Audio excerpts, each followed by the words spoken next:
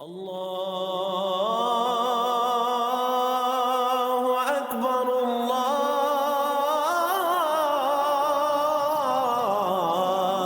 اکبر۔ اعوذ باللہ من الشیطان الرجیم، بسم اللہ الرحمن الرحیم۔ فکر اقبال میں تمام ساتھیوں کو خوش آمدید۔ بات کرتے ہیں سلطان الہند خواجہ معین الدین چشتی اجمیری رحمۃ اللہ علیہ کی۔ آپ کے مزار مبارک سے اور آپ کے فیض سے ہندوستان میں کیا پیغام جاتا ہے، پاکستان میں بلکہ عالم میں انسانیت کو کیا پیغام جاتا ہے۔ کیونکہ آپ جب ظاہری طور پر تھے تو آپ کی تعلیم مسلم کے لیے اور ہندو کے لیے یکساں تھی، اور اس دور میں بھی دیکھا جائے تو آپ کے مزار پر فیض لینے کے لیے ہندو، سکھ، عیسائی، مسلم یہ سب جاتے ہیں اور آپ کے مزار سے فیض یاب ہوتے ہیں۔ وجہ کیا ہے کہ ہزار اختلاف کے باوجود، عقیدے کے مختلف ہونے کے باوجود، ہر مذہب کا بندہ اور اس مذہب میں رہنے والے ہر فرقے کا بندہ خواجہ معین الدین سلطان ہند کی درگاہ پر جاتا ہے، حاضری دیتا ہے اور فیض یاب ہوتا ہے۔ آخر وجہ کیا ہے؟ بیسکلی صوفیاء کا، بزرگوں کا، فقیروں کا جو مذہب ہوتا ہے، در حقیقت وہ مذہب عشق ہوا کرتا ہے، اور عشق کا تعلق ظاہری علم کے ساتھ نہیں ہوتا۔ عشق کا تعلق آپ کے جسمانی عبادت و ریاضت کے ساتھ بھی بعض اوقات نہیں ہوتا۔ عشق کا تعلق براہ راست آپ کی روح کے ساتھ ہوتا ہے، اور روح تک پہنچنے کے لیے قلب کا راستہ اختیار کرنا پڑتا ہے۔ قلب کے ذریعے سے آپ روح تک پہنچتے ہیں، اور قلب کو زندہ کرنے کے لیے نبیوں کے بعد ولیوں کی محتاجی ہے۔ اس کے بغیر، ان کی نوری نظر کے بغیر آپ عشق کی تعلیم حاصل نہیں کر سکتے۔ بیسکلی بات کرنے کا جو مقصد تھا کہ خواجہ صاحب کی دربار سے جو پیغام جاتا ہے، یہ پیغام پوری دنیا کو جانا چاہیے، دربار کی حد تک مخصوص نہیں ہونا چاہیے۔ یعنی دربار پر جاتے ہیں، اپنا عقیدہ، اپنا علم، اپنا تجربہ سب بھول جاتے ہیں، اور وہاں جا کر تمام مذاہب اور فرقے ایک ہو جاتے ہیں۔ وہاں سے جب باہر آتے ہیں تو پھر دوبارہ فسادات، اختلافات شروع ہو جاتے ہیں۔ ہم تو دعا کرتے ہیں کہ خدا کرے کہ جس طرح درگاہ میں ٹھہرے ہوتے ہیں، پوری دنیا میں جا کر بھی ایسے ہو جائیں تو پوری دنیا امن کا گہوارہ بن جائے۔ پیران پیر حضور غوث پاک فرماتے ہیں، صاحبزادہ 1000 میل پیدل سفر کر کے آ، میری ایک بات سننے کے لیے آ، لیکن جب تو میری بات سنے، اپنا علم اور تجربہ راستے میں رکھ کے آنا، کیونکہ تمہارا علم اور تجربہ میرے علم سے اختلاف کرے گا۔ یہی وجہ ہے جب ہم اپنا علم اور تجربہ رکھ دیتے ہیں تو پھر صوفیاء کی دربار پر جا کر ایک ہو جاتے ہیں۔ جیسے ہی دربار کو چھوڑتے ہیں، پھر جا کے اپنے اختلافات میں مبتلا ہو جاتے ہیں، اپنے فسادات میں مبتلا ہو جاتے ہیں، جس کی وجہ سے حکومت وقت بھی تنگ آ جاتی ہے اور کہتی ہے صوفیاء اور بزرگوں کی تعلیم کو عام کیا جائے، صرف درگاہ کی حد تک مخصوص نہ ہوں، بلکہ باہر آ کر بھی ویسے ہو جائیں کہ مختلف عقیدہ رکھتے ہوئے، مختلف مذہب رکھتے ہوئے خدا کی محبت کے لیے ایک ہو جائیں۔ اب وہ کیسے ممکن ہے؟ وہ ممکن اس وقت ہوگا جب ہم عشق کو اختیار کریں گے، جب ہم عشق کی تعلیم کو اختیار کریں گے۔ جب عشق کی تعلیم کو اختیار کر لیں گے تو پھر درگاہ سے باہر جا کر بھی مختلف عقیدہ ہونے کے باوجود بھی ایک ہی تسبیح میں پروئے رہیں گے بطور انسانیت۔ اقبال کہتے ہیں، پرونا ایک ہی تسبیح میں ان بکھرے دانوں کا، جو ہے آج مشکل اس کو آسان کر کے چھوڑوں گا۔ یعنی جو درگاہ میں فیض ہے یا جو تعلیم ہے، وہ باہر ہم کیسے حاصل کریں گے؟ پھر عشق کو اختیار کرنا پڑے گا۔ اگر ہم نے عشق کو اختیار کر لیا تو پھر جس طرح درگاہ میں ٹھہرے ہوئے سب ایک ہوتے ہیں تو درگاہ سے باہر رہتے ہوئے بھی سب ایک ہو سکتے ہیں۔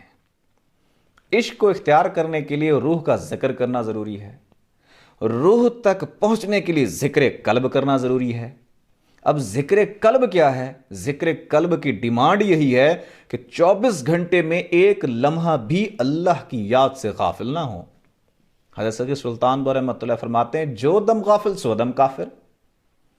ایک لمحہ بھی غفلت میں چلا گیا کفر میں شمار ہوا۔ لیکن یہ دل وہ واحد چیز ہے کہ ایک لمحہ بھی خدا سے غافل نہیں کرتا۔ اگر یہ ذکر کرنے لگ جائے، آپ اپنا کام کرتے رہیں گے، دنیا میں مشغول، جسم جو ہے دنیا کے کاموں میں مشغول، لیکن دل ہمتاً خدا کو یاد کرتا رہے گا، اللہ کا ذکر کرتا رہے گا۔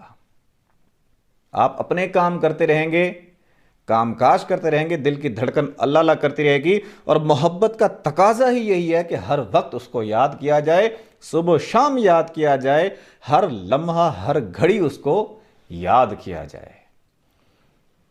1 روپے خرچ کرو اللہ کی راہ میں، خدا کی راہ میں، 10 روپے لوٹا کے دیتا ہے۔ تھوڑی سی محبت کرو، 10 گنا بڑھ کر محبت کرتا ہے۔ جب اتنا ذکر کیا، اتنا ذکر کیا، اتنا ذکر کیا، تو کیا ہوا؟ محبت ہو گئی۔ 24 گھنٹے دل کی دھڑکن نے ذکر کیا، خدا سے محبت ہو گئی۔ پھر یہ محبت اتنی غالب آ جائے گی، سب کی محبت کٹ گئی، لیکن پھر بھی محبت ہے۔ لیکن جو دل سے آواز نکلتی ہے سیدھا عرش تک پہنچتی ہے۔ جب عرش والے کو پتہ چلتا ہے کہ اس کا دل ہر وقت ذکر کر رہا ہے تو وہ خدا بھی بڑے پیار سے دیکھتا ہے۔ جب وہ دیکھتا ہے تو کس کو دیکھتا ہے؟ نہ شکل کو دیکھتا ہے، نہ اعمال کو دیکھتا ہے، بلکہ دل کی طرف دیکھتا ہے۔ اور دل کو جب اپنے نور سے، اپنے ذکر سے گویاں دیکھتا ہے، اپنے نور سے منور دیکھتا ہے، تو اس پر مہربان ہو جاتا ہے۔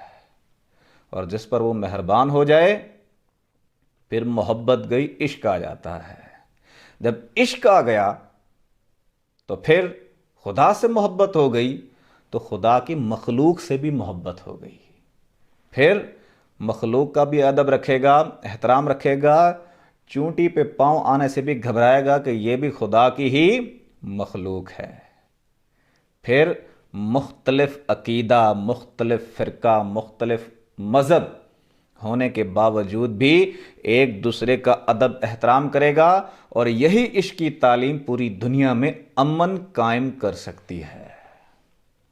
اس امن کو قائم کرنے کے لیے خواجہ صاحب کی درگاہ سے یہی پیغام ہے کہ ہم تن اپنے دل کی طرف توجہ کریں اور ذکر الہی کریں۔